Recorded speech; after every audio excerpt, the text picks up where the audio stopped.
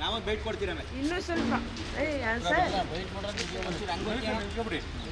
ಬನ್ನಿ.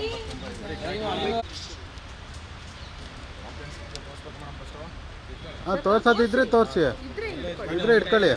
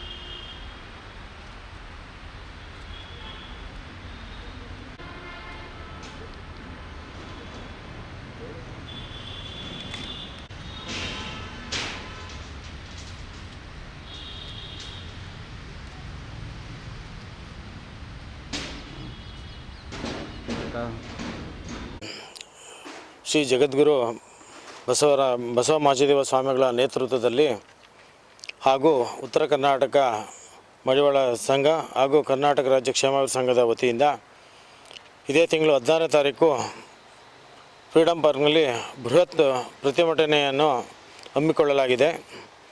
ಆ ಬೃಹತ್ ಪ್ರತಿಭಟನೆಯ ಉದ್ದೇಶ ಏನು ಅಂತ ಹೇಳಿದ್ರೆ,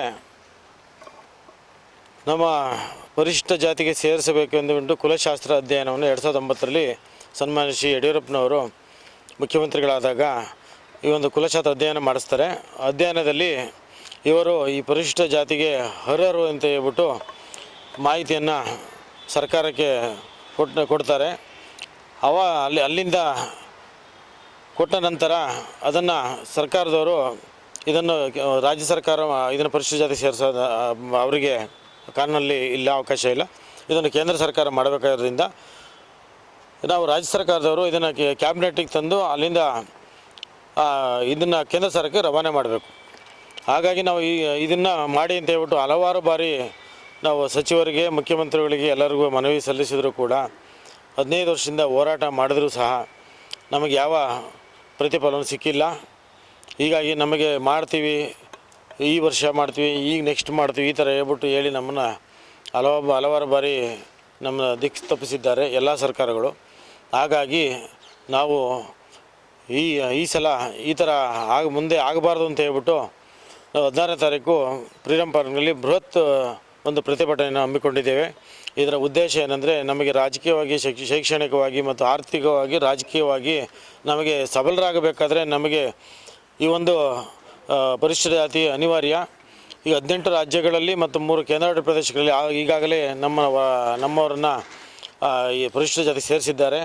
ನಮ್ಮನ್ನು ಈ ಕರ್ನಾಟಕದಲ್ಲೂ ಸೇರಿಸಿ ಅಂತ ಹೇಳ್ಬಿಟ್ಟು ನಾವು ಅಹೋರಾತ್ರಿ ಧರಣಿಯನ್ನು ಕೂರ್ತಿದ್ದೇವೆ.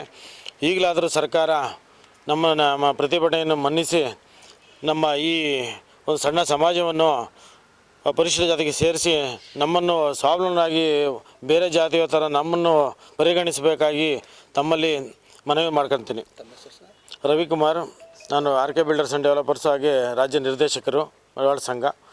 ಹಾಗೂ ಮತ್ತು ಇನ್ನೊಂದು ವಿಷಯ ಏನಂದರೆ, ಈ ಪ್ರತಿಭಟನೆಯ ಮುನ್ನ ಒಂದು ಸಣ್ಣ ಪುಟ್ಟ ಒಂದು ಪಿತೂರಿಗಳು ನಡೀತಾ ಇದೆ.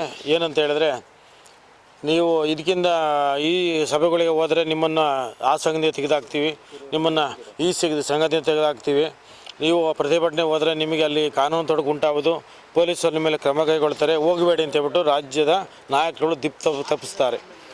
ಇವರ ಉದ್ದೇಶ ಏನಂದರೆ, ಈ ಕಾರ್ಯಕ್ರಮ ಯಶಸ್ವಿ ಆಗಬಾರ್ದು ಅಂತ ಹೇಳ್ಬಿಟ್ಟು ಇವರ ಉದ್ದೇಶ. ಹೀಗೆ ಆದರೆ ಇವರು ಈ ಸಮಾಜದವರು ಯಾರ ಕೆಳಗಡೆ ಕೆಲಸ ಮಾಡ್ತವ್ರೆ? ಅವರವ್ರ ಕೆಲಸ ಅವ್ರು ಮಾಡ್ಕೊಂಡು ಅವ್ರ ಜೀವನ ಮಾಡ್ತವ್ರೆ. ಇಲ್ಲಿ ಅಧಿಕಾರ ಚಲಾಯಿಸುವ ಹಕ್ಕು ಯಾರಿಗೂ ಇಲ್ಲ. ಅವರವರ ಕೆಲಸಗಳ ಕಾರ್ಯಗಳವ್ರು ಮಾಡ್ಕೊಂಡು ಸಮಾಜದವರು ಇದ್ದಾರೆ. ಈ ಸಮಾಜದ ಜನರನ್ನು ದಿಕ್ತಪ್ಪಿಸುವ ಕೆಲಸವನ್ನು ಯಾವ ನಾಯಕರು ಮಾಡಬಾರ್ದು. ಉದಾಹರಣೆಗೆ, ಈಗ ಯಾವುದೋ ಒಂದು ಸಂಘ ಈ ಪ್ರತಿಭಟನೆ ಮಾಡಬೇಕು ಅಂತ ಹಮ್ಮಿಕೊಂಡಾಗ ನಾವು ಇನ್ನೊಂದು ಪ್ರತಿಭಟನೆ ಮಾಡ್ತೀವಿ, ಪೂರ್ವಭಾವಿ ಸಭೆ ಮಾಡ್ತೀವಿ ಅಂತ ಹೇಳ್ಬಿಟ್ಟು ಜನ ದಿಕ್ತಪ್ಪಿಸ್ತಾ ಇದ್ದಾರೆ. ನಮ್ಮ ಸಮುದಾಯದಲ್ಲಿ ಬೇರೆ ಸಂಘಗಳು ಇದೆ ಅಂದರೆ ನಮ್ಮದೇ ನಡಿಬೇಕು ಅಂತ, ನಮ್ಮ ಕೆಳಗಡೆ ಎಲ್ಲರೂ ಇರಬೇಕು ಅಂತ. ಯಾರು ಇವತ್ತು ಆ ಕೆಲಸನ ಯಾರು ಮಾಡೋಕ್ಕೆ ರೆಡಿ ಇಲ್ಲ.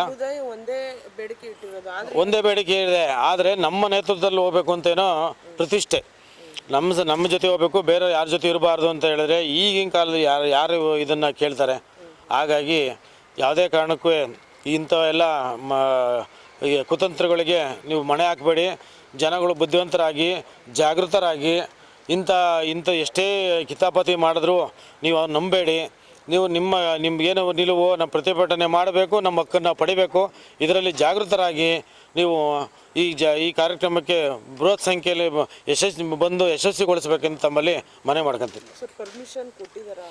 ಹೌದು ಮೇಡಮ್, ಅಹೋರಾತ್ರಿಗೆ 16ನೇ ತಾರೀಕು ಎಲ್ಲ ಇಲಾಖೆಯಿಂದ ಪರ್ಮಿಷನ್ ಕೊಟ್ಟಿದ್ದಾರೆ. ಹಾಗಾಗಿ ಈ ಪ್ರತಿಭಟನೆ ನಡೀತಾ ಇದೆ. ನಮಸ್ಕಾರ, ನನ್ನ ಹೆಸರು BG ಕೇಶವ್ ಅಂತ. ಇವತ್ತಿನ ಒಂದು ದೊಡ್ಡ ಸಂದೇಶ ಮಡಿವಾಳರಿಗೆ ಇದು. ಯಾಕೆ ಅಂದರೆ ನಮ್ಮ ಮಡಿವಾಳರು ಕಟ್ಟ ಕಡೆಯ ಮಡಿವಾಳರು. ಯಾಕೆ ಅಂದರೆ ನಾವು ಸಣ್ಣ ಸಣ್ಣ ಸಮಾಜಕ್ಕೆ ತುಳಿತಕ್ಕೊಳಗಾಗ್ತಿದ್ದೀವಿ. ಅದಕ್ಕೆ ನ್ಯಾಯ ಸಿಗಬೇಕು ಅಂತ ಇವತ್ತು ನಮ್ಮ ಕರ್ನಾಟಕ ರಾಜ್ಯ ಮಡಿವಾಳರ ಕ್ಷೇಮಾಭಿವೃದ್ಧಿ ಸಂಘ ಮತ್ತು ಉತ್ತರ ಕರ್ನಾಟಕ ಮಡಿವಾಳರ ಸಂಘ ಮತ್ತು ನಮ್ಮ ಮಡಿವಾಳ ಸಂಘಗಳು ಸೇರು ಮತ್ತು ಸ್ವಾಮೀಜಿಯವರ ನೇತೃತ್ವ ಮತ್ತು ಹನುಮಂತಪ್ಪನವರ ನೇತೃತ್ವದಲ್ಲಿ ಇವತ್ತು ಅರ್ಧರಾತ್ರಿ ಪ್ರತಿಭಟನೆಯನ್ನು ಹಮ್ಮಿಕೊಂಡಿದ್ದೀವಿ. 16ನೇ ತಾರೀಕು ಬೆಳಗ್ಗೆ 8 ಗಂಟೆಗೆ ಫ್ರೀಡಮ್ ಪಾರ್ಕ್ನಲ್ಲಿ. ನಮಗೆ ಒಂದು ದುಃಖ ಏನು ಅಂದರೆ 4 ಸಮಾವೇಶಗಳನ್ನು ಮಾಡಿದ್ದೀವಿ ನಾವು. ಮೊದಲನೇ ಸಮಾವೇಶ ಬಸವನಗುಡಿಲಿ ಮಾಡಿದ್ವು, 2ನೇ ಸಮಾವೇಶ ಮೈಸೂರಲ್ಲಿ ಮಾಡಿದ್ವು, 3ನೇದು ಕೂಡಲ ಸಂಗಮದಲ್ಲಿ ಮಾಡಿದ್ವು, 4ನೇದು ಮಂಡ್ಯದಲ್ಲಿ ಮಾಡಿದ್ವು. ಈ ಸಮಾವೇಶ ಮಾಡಿದ್ರು ನಮಗೆ ಒಂದು ಕಿಂಚಿತ್ತಾರು ಸರ್ಕಾರ ಮತ್ತು ಸಚಿವರುಗಳು ಒಂದು ಸಣ್ಣ ಸಮಾಜಕ್ಕೆ ಒಂದು ನ್ಯಾಯ ದೊರಕಿಸ್ಕೊಟ್ಟಿಲ್ಲ. ನಮಗೆ ತುಂಬ ಬೇಜಾರಾಗ್ತಾಯಿದೆ ಈ ವಿಚಾರದಲ್ಲಿ. ಅದರಿಂದ ಈ 156 ಶಾಸಕರು ನಮಗೆ ಇವತ್ತು ಸೈನ್ ಮಾಡಿಕೊಟ್ಟಿದ್ದಾರೆ. ನಿಮಗೆ ಪರಿಶಿಷ್ಟ ಜಾತಿಗೆ ಸೇರ್ಸೋಕ್ಕೆ ನಿಮಗೆ ನಮ್ಮ ಪೂರ್ಣ ಬೆಂಬಲವಿದೆ ಅಂತ ನಮಗೆ ಸೈನ್ ಹಾಕಿ ಕೊಟ್ಟಿದ್ದಾರೆ. ಅದು ನಮಗೆ ಸಂತೋಷದ ವಿಚಾರ. ಆ ಅಡಿಯಲ್ಲಿ ಮತ್ತು ನಮ್ಮ ಮಡಿವಾಳರ ಸಮ್ಮುಖದಲ್ಲಿ ಈ ಅಹೋರಾತ್ರಿ ಪ್ರತಿಭಟನೆ ಮಾಡ್ತಾಯಿದ್ದೀವಿ. ನಾವು ಯಾರ ಉದ್ದೇಶನೂ ಇಲ್ಲ, ನಮಗೆ ಒಂದೇ ಅಜೆಂಡಾ. ನಮಗೆ ಪರಿಶಿಷ್ಟ ಜಾತಿಗೆ ನಮ್ಮ ಸರ್ಕಾರ, ಸಿದ್ದರಾಮಯ್ಯನವ್ರ ಸರ್ಕಾರ ಶಿಫಾರಸ್ ಮಾಡಿ ಕೇಂದ್ರಕ್ಕೆ ಕಳಿಸ್ಬೇಕು. ಸಿದ್ದರಾಮಯ್ಯನವ್ರೇನು ಶಿಫಾರಸ್ ಮಾಡೋಕ್ಕಾಗಲ್ಲ. ನಮಗಿಲ್ಲಿ ಶಿಫಾರಸ್ ಮಾಡಿ ಕೇಂದ್ರಕ್ಕೆ ಕಳಿಸಿದ್ರೆ ಅಲ್ಲಿ ಪ್ರಪೋಸಲ್ಲು ಏನೇನು ಎತ್ತ ಅನ್ನೋದು ಅಲ್ಲಿ ಗೊತ್ತಿರುತ್ತೆ. ಅಲ್ಲಿ ಆಗುವಂಥ ಚಟುವಟಿಕೆಗಳು ಮುಂದೆ ನಮಗೆ ಅನುಕೂಲ ಆಗುತ್ತೆ. ಅದೊಂದೇ ಕೇಳ್ಕೊಳ್ಳೋದು ಸಿದ್ದರಾಮಯ್ಯ ಸಾಹೇಬ್ರಿಗೆ, ಇಲ್ಲಿಂದ ನಮಗೆ ಶಿಫಾರಸ್ ಮಾಡಿ ಕಳಿಸಿದ ಬುದ್ಧಿ ಇನ್ನೇನು ಬೇಡ. ನಮಗೆ ಪರಿಶಿಷ್ಟ ಜಾತಿಗೆ ಇವರು ಅರ್ಹರಿದ್ದಾರೆ, ಇವ್ರನ್ನ ಸೇರಿಸ್ಬೋದು, ಇವರಿಗೆ ಸಣ್ಣ ಸಣ್ಣ ತುಳಿತಕ್ಕೊಳಗಾಗ್ತಿದ್ದಾರೆ ಅಂತ ಕಳಿಸಿ. ಅದು ಈ ಮಡಿವಾಳ ಸಮಾಜಕ್ಕೆ ನೀವು ಕೊಟ್ಟಂಥ ಗೌರವ. ಅದಕ್ಕೆ ಹೇಳ್ತಾ ಇದ್ದೀನಿ, ನಮ್ಮ ಮಡಿವಾಳ ಸಮಾಜದವರು ಎಲ್ಲರೂ ಒಗ್ಗೂಡಿ ಯಾವುದೇ ಥರದ ಭಿನ್ನಾಭಿಪ್ರಾಯ ಇಲ್ಲದೆ, ನಾನು ಅನ್ನೋ ಅಹಂ ಇಲ್ಲದೆ ಎಲ್ಲರೂ ಫ್ರೀಡಮ್ ಪಾರ್ಕಿಗೆ 8 ಗಂಟೆಗೆ 16ನೇ ತಾರೀಕು ಸೋಮವಾರ ಬಂದು ಆಸೀನರಾಗಿ ನಮಗೆ ನ್ಯಾಯ ಸಿಗೋವರೆಗೂ ಹೋರಾಟ ಮಾಡೋಣ, ಪ್ರತಿಭಟನೆ ಮಾಡೋಣ.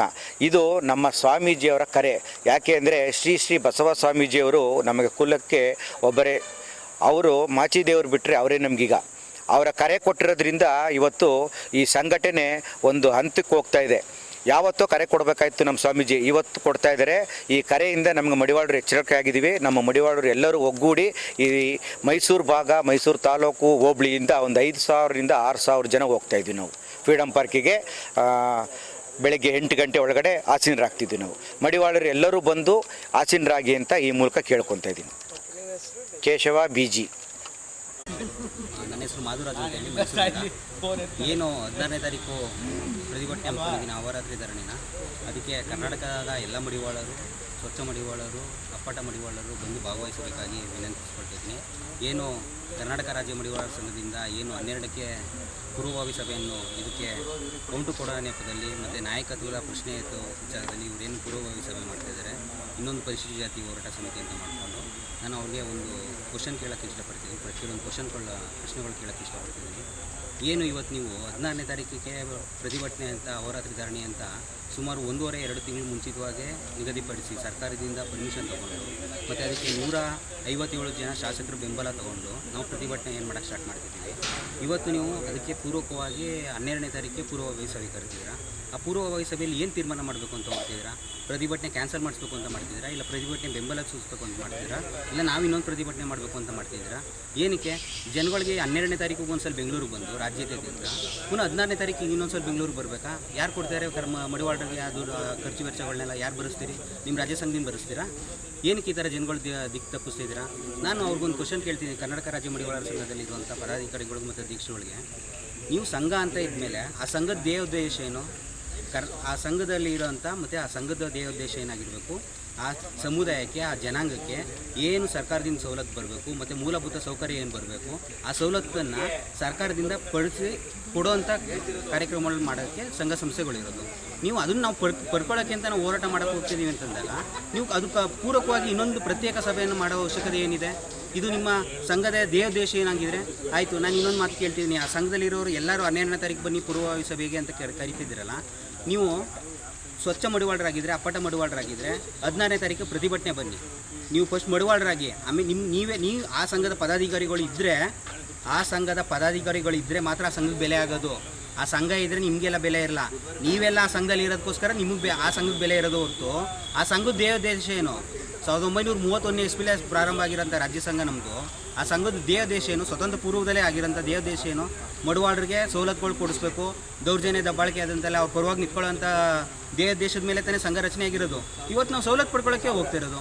ಇವತ್ತೇನಕ್ಕೆ ನೀವು ಅದನ್ನು ಕೌಂಟ್ರ್ ಮಾಡೋಕ್ಕೋಸ್ಕರ ಇನ್ನೊಂದು ಪೂರ್ವಭಾವಿ ಸಭೆ ಮಾಡ್ತಿದ್ದೀರಿ? ತಪ್ಪಲ್ವ ಇದು? ನಾನು ಕರ್ನಾಟಕದಲ್ಲಿರೋ ರಾಜ್ಯ ಮಡಿವಾಳರಿಗೆ ಇಲ್ಲಿ ಕಳಕಳಿಯ ಮನವಿ ಮಾಡ್ತಿದ್ದೀನಿ, ಇನ್ಕ್ಲೂಡಿಂಗ್ ರಾಜ್ಯ ಸಂಘದ ಪದಾಧಿಕಾರಿಗಳು, ಅಧ್ಯಕ್ಷರುಗಳು, ಕಾರ್ಯದರ್ಶಿಗಳು ಎಲ್ಲರಿಗೂ ನಾನು ಮನವಿ ಮಾಡ್ಕೊತೀನಿ. ಯುವ ಬಳಗದ ಎಲ್ಲರಿಗೂ ನೀವು ಫಸ್ಟು ಮಡಿವಾಳರಾಗಿ 16ನೇ ತಾರೀಕು ಕಾರ್ಯಕ್ರಮಕ್ಕೆ ಬನ್ನಿ. ನೀವು ಆ ಸಭೆಗೆ 12ನೇ ತಾರೀಕಿಗೆ ಏನು ಹೋಗ್ಬೇಕು, ಆ ಸಂಘದ ಪದಾಧಿಕಾರಿಗಳಾಗಿ ಹೋಗಿ. ನಾವು ಅದು ಬೇಡ ಅಂತ ಹೇಳ್ತಿಲ್ಲ. 16ನೇ ತಾರೀಕಿಗೆ ಒಬ್ಬ ಸಾಮಾನ್ಯ ಮಡಿವಾಳಾಗಿ 16ನೇ ತಾರೀಕಿಗೆ ನೀವು ಆ ಧರಣಿಗೆ ಬರಲೇಬೇಕು. ನೀವು ಬರಲಿಲ್ಲ ಅಂತಂದರೆ ನೀವು ಸಂಘ ಸಂಸ್ಥೆಯಲ್ಲಿ ಇರೋಂಥಕ್ಕೆ ಅನ್ಫಿಟ್. ಯಾವುದೇ ಕಾರಣಕ್ಕೆ ನೀವು ಹೋರಾಟ ಮಾಡೋಕ್ಕಾಗಿರ್ಬೋದು, ಏನು ಮಾಡೋಕ್ಕಾಗಿದ್ರು ಅನ್ಫಿಟ್ ಆಗಿರ್ಬೋದು. ನೀವು 16ಕ್ಕೆ ಮುಗೀತು, ನಮ್ಮ ಪ್ರತಿಭಟನೆ ಮುಗೀತು, ನೆಕ್ಸ್ಟ್ ನೀವು ಇನ್ನೊಂದು ದಿನಾಂಕ ಬುಕ್ ಮಾಡಿ, ನಾವು ಬರ್ತೀವಿ. ನಾವು ಬರಲ್ಲ ಅಂತ ಹೇಳೋದೇ ಇಲ್ಲ. ನೀವು ಯಾರೇ ಈ ವಿಚಾರವಾಗಿ ಸಮುದಾಯ ಪರವಾಗಿ ಯಾರೇ ಎಲ್ಲೇ ಪ್ರತಿಭಟನೆ ಮಾಡಿದ್ರು ನಾವು ಅಲ್ಲಿಗೆ ಹೋಗಕ್ಕೆ ಸಪೋರ್ಟ್ ಮಾಡ್ತೀವಿ, ಅಲ್ಲಿಗೆ ಹೋಗೋಕ್ಕೂ ಕೂಡ ತಯಾರಿದ್ದೀವಿ. ನೀವು ಆದರೆ ನಾವು ಯಾವುದೇ ಕಾರಣಕ್ಕೂ ಕೂಡ ನೀವು ಸಮಾವೇಶಗಳು ಮಾಡಿದಾಗ ನಾವು ಜೀವನ ಕರ್ಕೋಗಿ ಸಪೋರ್ಟ್ ಮಾಡಿದ್ದೀವಿ, ನಿಮ್ಮ ಬರ್ತಡೇಗಳಿಗೆ ಸಪೋರ್ಟ್ ಮಾಡಿದ್ದೀವಿ, ನಿಮ್ಮ ರಾಜಕೀಯ ಸಮಾವೇಶಗಳು ಸಪೋರ್ಟ್ ಮಾಡಿದ್ದೀವಿ.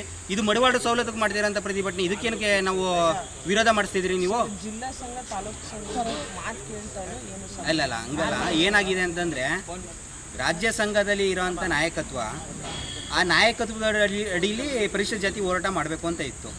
ಈಗ ಏನಾಗಿದೆ, ನಮ್ಮ ಕರ್ನಾಟಕ ಕ್ಷೇಮಾಭಿವೃದ್ಧಿ ಸಂಘದಿಂದ 157 ಜನ MLAಗಳು MLA ಶಿಫಾರಸ್ ಪತ್ರ ತಗೊಂಡು ಕ್ಯಾಬಿನೆಟ್ಗೆ ತಗೊಬಂದು ಅಪ್ರೂವಲ್ ಮಾಡಿ ಸೆಂಟ್ರಲ್ಗೆ ಕಳಿಸ್ಬೇಕು ಅಂತ ಶಿಫಾರಸ್ ಪತ್ರ ನಮಗೆ ಕೊಟ್ಟಿದ್ದಾರೆ. ಆ ಪತ್ರನ ನಾವು ಏಕಾಏಕಿ ಯಾವುದೇ ಸರ್ಕಾರಕ್ಕಾದರೂ ಹೋಗಿ ಕಣ್ಣು ಮುಚ್ಕೊಂಡು ಹೋಗ್ಬಿಟ್ಟು ನಾವು ಮನವಿ ಪತ್ರ ಕೊಟ್ಟರೆ ಯಾವುದೇ ಸರ್ಕಾರ ಪುರಸ್ಕರಿಸಲ್ಲ. ನಮ್ಮ ಉದ್ದೇಶ ಏನು, ಆ ಬಾಬಾ ಸಾಹೇಬ್ ಅಂಬೇಡ್ಕರ್ ಹೇಳಿರೋಂಗೆ, ಡಾಕ್ಟರ್ ಬಾಬಾ ಸಾಹೇಬ್ ಅಂಬೇಡ್ಕರ್ ಅವರು ಹೇಳಿರೋ ಹಾಗೆ ಪ್ರತಿಫಲದ ಹಕ್ಕು ಏನಿದ್ರು ಹೋರಾಟದ ಮುಖಾಂತರ ಹೊರತು ಬೇರೆ ಯಾವ ಮುಖಾಂತರನೂ ಅಲ್ಲ. ನಾವು ಹೋರಾಟದ ಹಾದಿಗಳಿದ್ದೀವಿ. ಈಗ ಬಂದು ನಮಗೆ ಸಪೋರ್ಟ್ ಕೊಡಿ. ನೀವು ಇನ್ನೊಂದು 2,000-3,000 ಜನ ಎಕ್ಸ್ಟ್ರಾ ಬಂತು ಅಂತಂದರೆ ಮಡಿವಾಳರಿಗೆ ತಾನೇ ಹೆಲ್ಪ್. ಅದು ಯಾವುದೇ ಸಂಘ ಸಂಸ್ಥೆಗೆ ಕ್ರೆಡಿಟ್ ಬರಲ್ಲ ಅಲ್ಲಿ. ಆಮೇಲೆ ಸವಲತ್ತು ಸಿಕ್ಕಿದ್ರೆ ಅದು ಕರ್ನಾಟಕದಲ್ಲಿರೋ ಎಲ್ಲ ಸಂಘ ಸಂಸ್ಥೆಯಲ್ಲಿ ಇರೋ ಪದಾಧಿಕಾರಿಗಳು, ಎಲ್ಲ ಜನಾಂಗದ ಮಡಿವಾಳರಿಗೂ ಕೂಡ ಸಿಗುತ್ತೆ. ಅದಕ್ಕೇನಕ್ಕೆ ವಿರೋಧಿಸಬೇಕು? ಅದಕ್ಕೇನಕ್ಕೆ ಇನ್ನೊಂದು ಪೂರ್ವಭಾವಿಯಾಗಿ ಸಭೆ ಮಾಡಬೇಕು ಅಂತ ನಾನು ಕೇಳ್ಕೊತಾ, ನಾನು ಕಡೆಯದಾಗಿ ಎಲ್ಲರೂ ಕೇಳ್ತಿದ್ದೀನಿ, ಒಂದು ಮನೇಲಿ ನೀವು 4 ಜನ ಇದ್ದರೆ 4 ಜನದಲ್ಲಿ ಸೋಮವಾರ ಒಬ್ಬರು ಬನ್ನಿ, ಮಂಗಳವಾರ ಒಬ್ಬರು ಬನ್ನಿ, ಬುಧವಾರ ಒಬ್ಬರು ಬನ್ನಿ, ಮತ್ತು ಅದು ಸೈಕ್ಲಿಕ್ ಆಗಿ ರೊಟೇಷನ್ ಆಗಲಿ. ಪುನಃ ಗುರುವಾರ ಒಬ್ಬರು ಬರಲಿ, ಹಿಂಗೆ ಮಾಡ್ಕೊಬನ್ನಿ. ಮಿನಿಮಮ್ ಕನಿಷ್ಠ ಪಕ್ಷ ಒಂದು 25,000-30,000 ನಾವು ಜನ ಸೇರಿಸಿ ಪ್ರತಿಭಟನೆ ಮಾಡ್ತು ಅಂದರೆ ಸರ್ಕಾರ ನಮ್ಮ ಏನಿದೆ ಸವಲತ್ತು ಪಡ್ಕೊಳ್ಳೋದ್ರಲ್ಲಿ ನಮ್ಗೆ ಯಾವುದೇ ಥರ ಸಂಶಯ ಇಲ್ಲ ಅಂತ ನಾನು ಕೇಳ್ಕೊತೀನಿ. ಎಲ್ಲರೂ ಭಾಗವಹಿಸಬೇಕಾಗಿ ಕೇಳ್ಕೊತೀನಿ. ಧನ್ಯವಾದ.